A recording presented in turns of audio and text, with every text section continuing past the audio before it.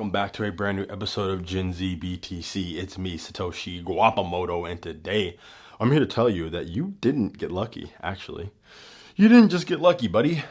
You actually had a calculated vision for the future. You stayed down until you came up, and you were on a grind, and you had a vision that nobody else could see, and that's how you made it. What am I talking about? I'm talking about pretty much anything that you want to do in life that you want to be successful at. Okay? I'm talking about if you have a vision for starting a business, if you have a vision for being a professional athlete, if you have a vision for how you're going to make it to early retirement, if you have a vision for getting your dream car, a vision for having a house, whatever you want to do, you need to have a clear vision. And once you're locked in on that, once you're focused on that, you have to make a plan. Your plan involves setting small goals, and then meeting those small goals takes time. And eventually, over tiny increments, you end up getting lucky and you become an overnight success. That's at least how people will label you, right? That's how people will label you. Why do they do that? Well, it's hard to say. It's hard to say for sure, but I think it has something to do with you being able to achieve a piece or a level of greatness that they might not see for themselves. They can't maybe envision it for themselves, that they can't aspire to, right? People are going to call you lucky when you do something astronomical, right? Let me tell you who's lucky, right? People who are born into stuff, they're lucky. Right? Because there was no doing on their part that led to their success. People who go gambling, right? People who really go gambling are lucky. All right. I'm not talking about counting cards or whatever. There's a certain level of skill to that. If you pull the lever and the machine gives you tokens, you got lucky. That was a game of chance. When you are an investor, right? When you're an investor and you have a vision no one else can see, and you buy Apple when the market cap is 100 million, right? If you buy Amazon after it's down 90% back in 2008, right? If you have a vision for Microsoft taking over the landscape of silicon, right? You're not lucky. Like, you have a vision, okay? You're not just taking your little vision board and you're like, oh, you know what? I'm going to throw darts and I'm just going to pick whatever stock lands on, whichever dart the one lands on, I'm going to pick that stock. No one's doing that.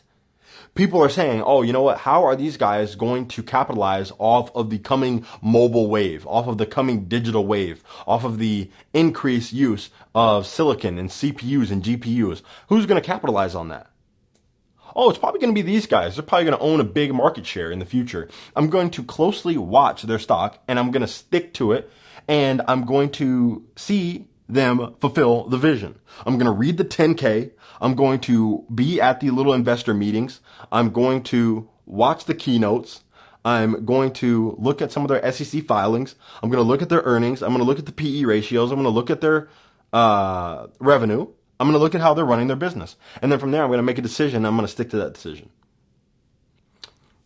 I'm going to make another video about diversification and stuff like that. It's called diversification, by the way, if you didn't know.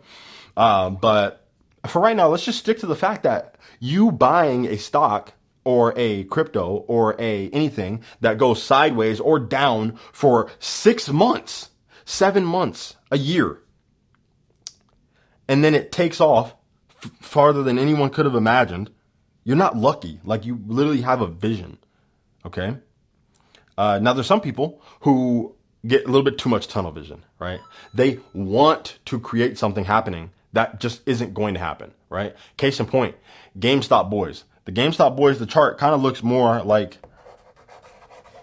that. And if I could draw further, it would go further down that way because there is no vision for that company, right? They literally don't offer guidance at their earnings, okay? They don't know what's going on. AMC, same thing. They don't even offer guidance. They just issue more shares, further dilute. Shorts keep shorting. They get richer. Investors get broker. They are addicted to having something happen that they just want it to happen. Like, there's no evidence. There's no like work behind it. There's no rationale. It's just cope. Okay. You can't just be a coper. You can't just be like, oh, well, I'm going to get into the NBA. Well, why is that? Well, because LeBron James is my favorite player and Steph Curry my second favorite player. And man, I watch every single game, dog. So you sound like an idiot.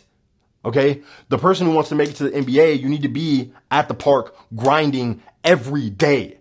Every day you're grinding. All right? Every single day you're grinding. If you actually care. And some people, you might be a little too short, buddy. You might be a little too short, buddy. So then you can't make it to the NBA. What do instead? You do what you can. You do what you can. Look at the professor. The professor is one of the best basketball players in the world, especially, back in his day when he was a younger cat doing that and one, you know what I'm saying? Playing with hot sauce in them. Look up who I'm talking about. Look up the professor basketball. That guy has some of the best handles in the world. And he's coached NBA players. How tall is he? He's like 5'5", 5'6". Yeah, you can't make the NBA, buddy. But you know what you can do? You can coach NBA level players. You can show them how to move the ball. That's what he did with his skill set and his passion. He said, you know what? I probably can't make the big leagues in this way. Let me make the big leagues in this way. You know what I mean? You just have to have a vision and not give up on yourself. You know what I mean? Like you set the limitations for yourself, really.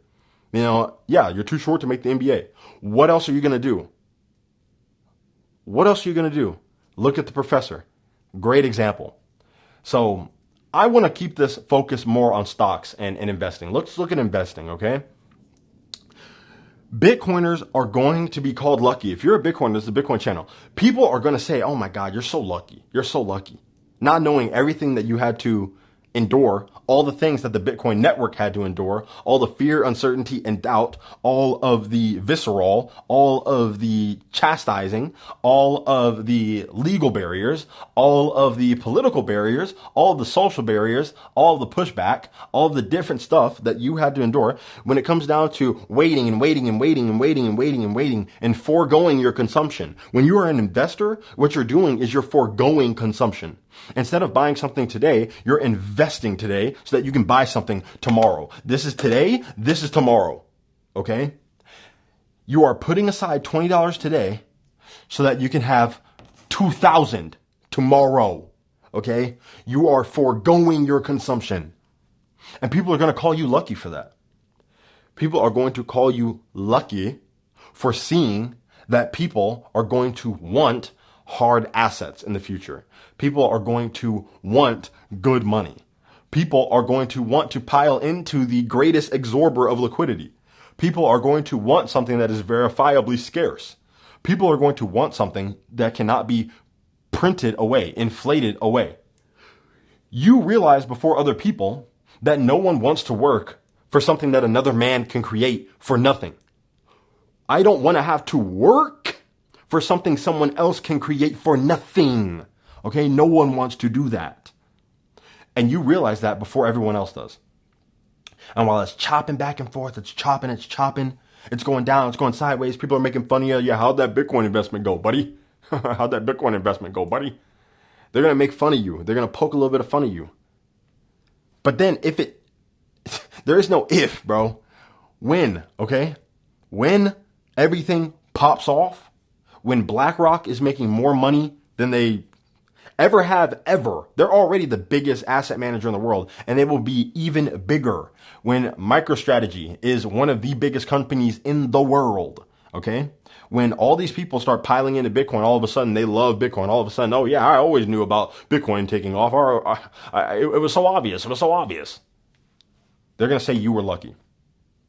They're going to say you were lucky. All right? All the people who were buying NVIDIA back in 2008 and they didn't sell. Oh, well, you're just lucky. You're just lucky. Really? I don't know. But this is what they will do to cope. You got lucky. That's how they cope. That's how they cope with your success. So just stay down until you come up, man. It's not an overnight thing. And again, it goes for anything you want to do in life. I'm trying to stick it to specifically investing. I know I got a little bit off track with the sports stuff, but hopefully that was more relatable and you could understand that. And you can see how when you are locked in on a vision and you have a way to explain your plan and you can map it out and it makes actual sense and you're not just making stuff up, you can make it somewhere in life. And people will call you an overnight success because they didn't see all this. They didn't see this part. They just see that. You know? They just see you driving a C8. They just see you driving a Corvette. They just see you in a 911.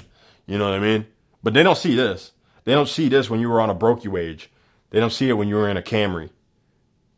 You know what I'm saying? So that's anything in life, though.